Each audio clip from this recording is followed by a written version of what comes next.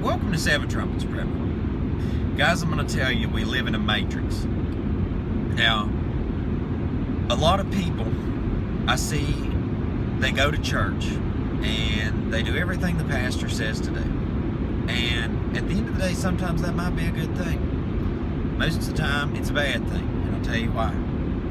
Is that, Messiah plainly said, do as, that the Pharisees, that the leaders set Moses' seat. And what they command the people do, but do not as they do, for they say and do not. Well, I was visiting with some friends of ours the other night while out here in Texas, and we had this conversation, and I was so proud of my friend that he was telling me, it's like the pastor was speaking, and he was just like, no, that just ain't right. We got to hit the brakes for a minute. And, it's occurred to me, a reoccurring trend here lately, that when I talk to my friends and those that are very close to me in my inner circle, and then just complete strangers that I meet, that have a defying spirit in them, such as myself, that it is, if you don't show me the thus saith Yahweh, you can take a hike. And it's going to boil down to that at the end of the day, that if you do not step outside the matrix, of controlled religion, the matrix of deception, because it looks great. Christianity as a whole, it looks great on the outside, but inside it's full of dead men's bones, corrupt.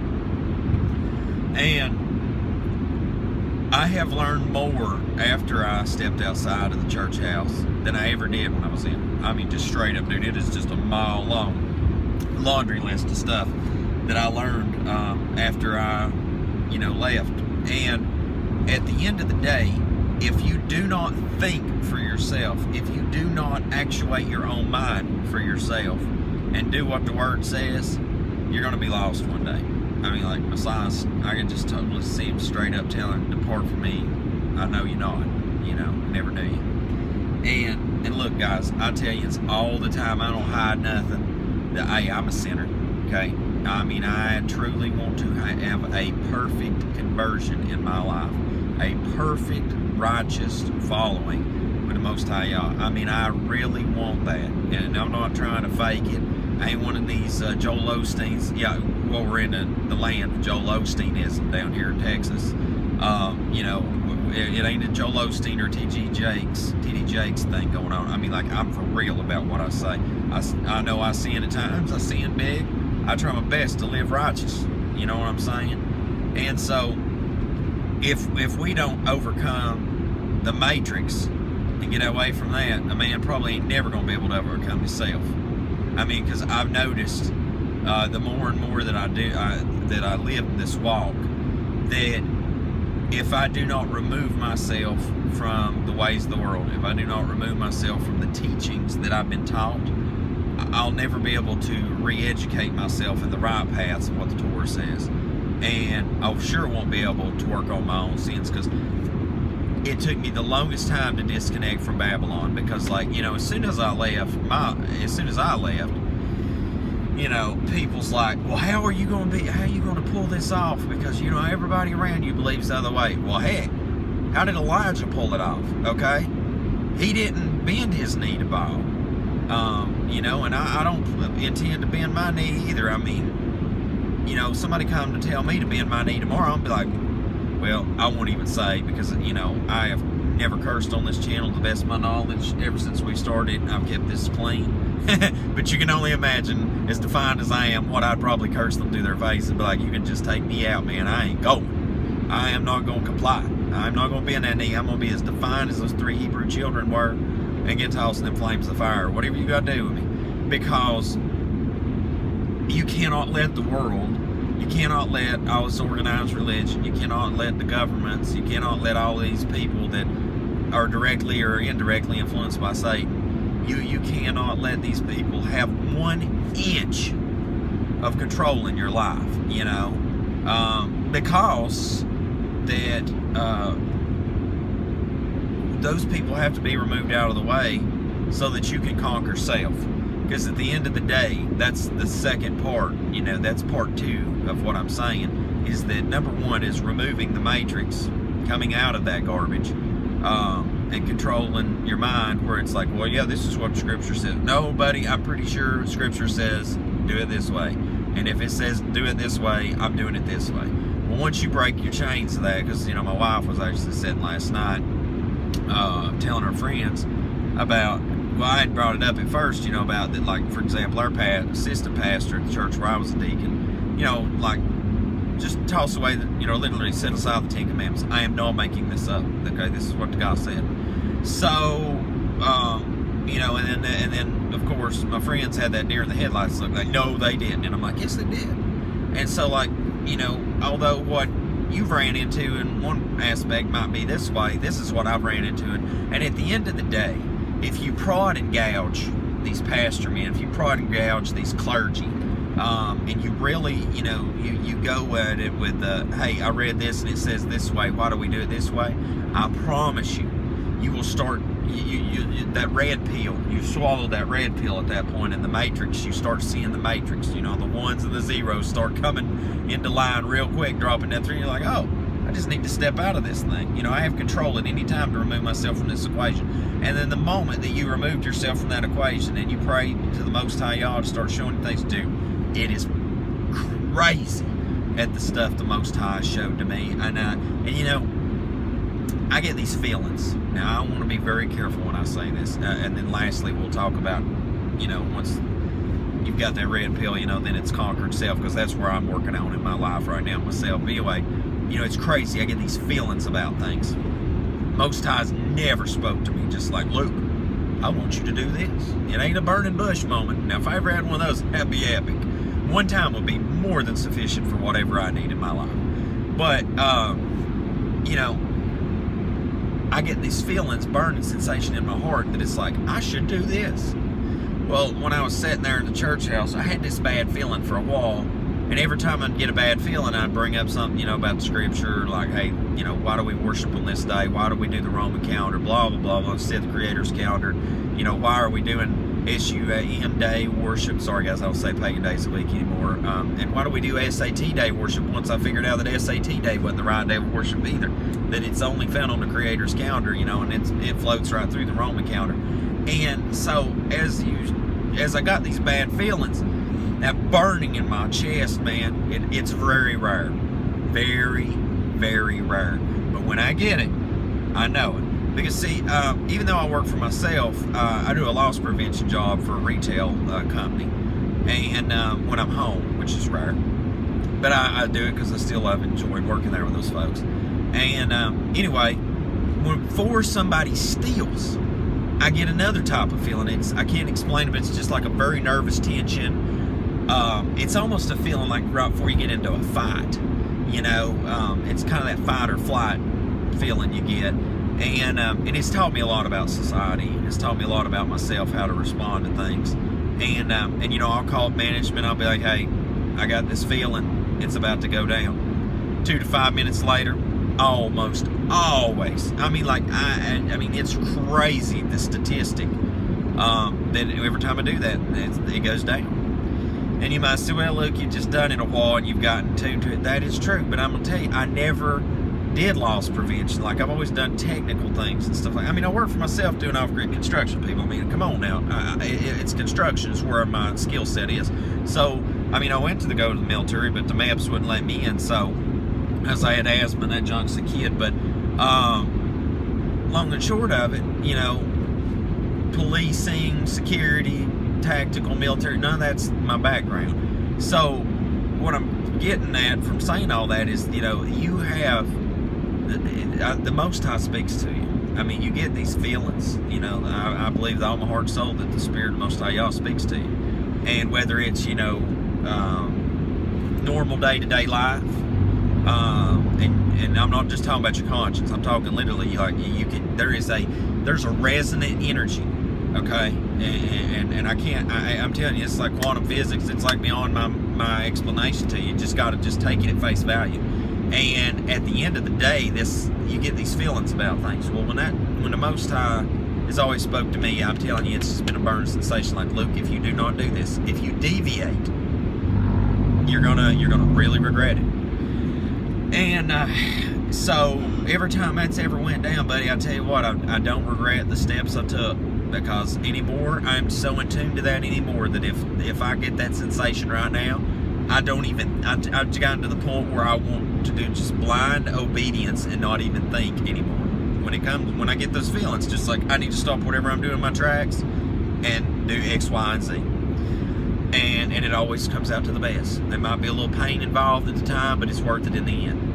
And so once that you finally beat that matrix, once you've walked out of Babylon, like I've talked about so many times, then the last battle is to beat that matrix is yourself. And ladies and gentlemen, I can't sit here and be like, oh, I got it all figured out. Dude, I'm on the same journey. And, every single person has different sinful things within their nature. For me, it's lust, it's hatred, it's cursing, things like this at times. That's where I slip up. You might be able to look, you're just a normal human being. That's right. We have sin in us by nature, because we have to remember that we're a fallen race. And another thing that gets me is that, I hear these people that they're like, that I forget where I'm going with this, is that, these people talk like, well, don't worry about it, it's all okay, it's just everybody sins and everything. Yes, ladies and gentlemen, but there's a strive for perfection that a man should daily strive for that, because I'm going to tell you, Satan, roaming to and fro upon this earth, just like he done to Job, it scares me at times, because, the Most High Yah let Satan afflict Job. He took everything from that man, meticulously, piece by piece, until he chipped away at the stone enough that it was like, maybe this guy will blaspheme, maybe this guy will give up. And I'm going to tell you, Most High Yah can kill me tomorrow. I'm not going to quit on him. I'm not. Now, you might be like, well, it gets hard enough, you'll quit. No, I'm going to tell you what. My wife all the time will tell you I can become the world's most, hateful a-hole. Father, forgive me, please. But, dude, the worst thing that you can do is tell me, don't worship the Most High Yah. I will prostrate myself on the pavement in defiance to you.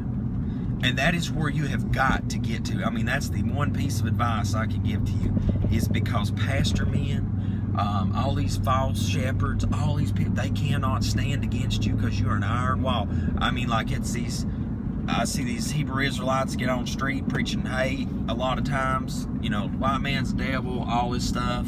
All across the board, Gentile Hebrew, I'm talking all these pastormen. You got to get to a point where you're so defiant and that you're so far ingrained in the scripture that they can't tear you down. Because when you get to that point, all you got to do is, thus saith Yahweh, right there. That's where it says it right there. And if they don't like it, they can eat it. Because you are rooted, and nobody can pull them roots up you like a well-watered tree by a river. And that's what gives me peace and comfort in the day, because my only fear left in life, especially my son, I'm so grateful my son sees it too, and that he even says it to me, is, that me and him both talk about it, is that we don't want to die. I don't want to die because I don't want to miss the final days and the final events, the great day of Yah. I fear that day, but I want to live to see that day, because I want to see him come back. I want to experience every last moment of it, because I believe that if a man does, we will see so much calamity, so much terrible things, that you will never want to be tempted to sin again in the new kingdom, ever. I think that will absolutely, that furnace of affliction will mold a man to want to be righteous even more than he is now. So that's one of the things. And the other thing I fear is I just don't want to die in an unrighteous state. Man, I tell you, it just freaks me out every day. People's like, well, if you just do one little sin and you die, Luke, the Most High knows where your heart was. And I'm like, ladies and gentlemen, I don't care what anybody says to me. I don't want to have any sin on me whatsoever when I die. That's like this past Day of Atonement, setting sackcloth and ashes. Next Day of Atonement, setting in sackcloth and ashes. I'm telling you, I'm beginning a process in my life that I want to humble and humiliate myself before the Most High Yah as much as possible. Afflict my being before Him as much as possible. Because I don't want bad things to come my way in life. When I pray, if one day it comes down to it's like, Father, y'all, just like Elijah done, and guys, I'm about done with this video. I'm sorry, I don't mean to ramble on. Just some things on my mind is that, you know, I want to be like Elijah one day and be like, Father, y'all, I need your help today. Hey, some bad people coming my way. If you want to make it rain fire from the heaven, that's okay. You know, I mean, like, I would like to have that relationship with the Most High, that when I need Him, it's customer service, and I don't mean to be blasphemous. I mean, literally, y'all know where I'm going with this. I mean, buddy, it's just like you pick up a phone, you need customer service. You send up a prayer and you get, you know, ASAP. I mean, literally, that's where I want to be in life. And I just feel, I tell people all the time, people's like, look, you might be judgmental of people, and you're so judgmental of this and that. Ladies and gentlemen, I hold myself to a standard that I feel that if I was at the judgment board right now and I was standing before me, I'd tell myself to depart from me. You ain't coming in the kingdom. You're like, man, that's harsh. I'm honest with you. I'm always going to be. I don't BS people. If I love you, I tell you, hey, you know what? I love you, and I really mean it. And if I hate you and you drop dead tomorrow, I mean, like, look, dude, I hate you and you can drop dead tomorrow. And you might be like, no, that's not right, Luke. Hey, that is where I'm at with people in life. I am so tired of playing games with people. Like, you got to be straight with people. I mean, because this deceptionist and all this crap that's going on in the world, this matrix has got to be broken. It's got to stop. And the only way you're ever going to come it is to leave Babylon, leave all this religious garbage, denominationalism, all that stuff. You just, I mean, at the end of the day, all you got is Scripture. All you got is Scripture and the Most High God's Spirit to lead you. And lastly, is after you get to that point and you've put all that behind Babylon and everything else, you've got to beat yourself. And ladies and gentlemen, my heart goes out to you. I work on it every day. It's a struggle. And I think the only way, last thing I'm going to say, and I'm going to quit this video, and I hope this right here is a help to somebody. One thing drove me mad, insane, is when I used to go to church. I'd see people, they'd come to the altar. They do altar call. Because apparently you just can't accept Messiah any other time of day during the service except for an altar call. But anyway, and you can accept him anywhere, anytime. Just don't get me wrong on that. But, I mean, it just seemed like that's all. They had it down to a science. This is how things has to be done in church. So anyway, people go down the altar. This guy be like crackhead. And all of a sudden, that night, tomorrow, he's supposed to be completely converted. Ladies and gentlemen, putting away of sin, the cleansing process in a person's life, it might be very short time frame for somebody to get their life really clean. Other people, a long time. And that is why so many people, I think, have been turned away from the service of the Most High, is because that they come looking for salvation. They come looking for a hand to reach across the way and say, brother, I got you. Don't look back. Let's walk this thing together. Hold on tight. And instead, they're like, well, dang. Bob come down the other day and confessed that he was a sinner. Dude's back out there, you know, shooting crack tomorrow. Help him.